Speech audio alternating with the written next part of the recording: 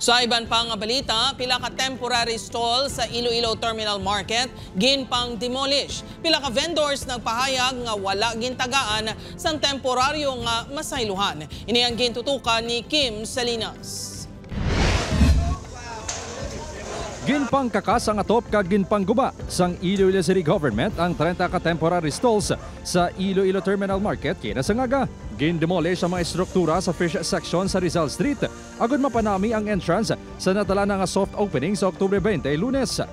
Butangan man sang drainage system sa lugar agud hindi na kuno magbaha sa merkado. Sa 16, maamat-amat na fit in. 16, 17, 18, ma-fit in ang vendor sa sulod. So hindi man pwede nga lapakan sa aton nga mga magsulod kita babaha kag may mga lutak. Apang suro sa mga vendors, wala sila nakapreparar bangod gulpiyada lang sila ginpahibalo sa emergency meeting kahapon.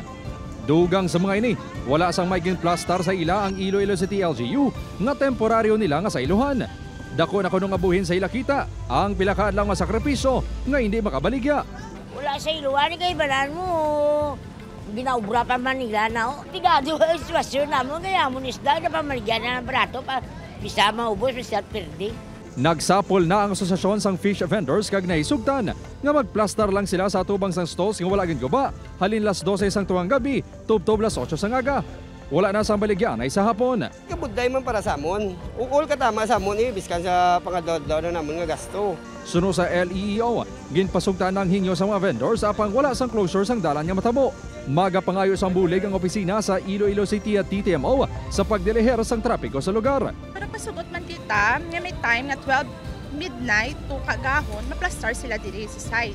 Kaya hindi man pwede nga mauntat ang ila baligya. Ginayon naton kay it's a matter of 2 days, 2 nights. Kaya sa 16, mamat-amat naman sila.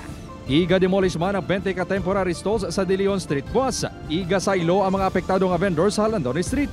Oktubre 30 ang target nga grand opening sang Terminal Market. Upod kay Romel Porquia, Kim Salinas. 1 Western Visayas.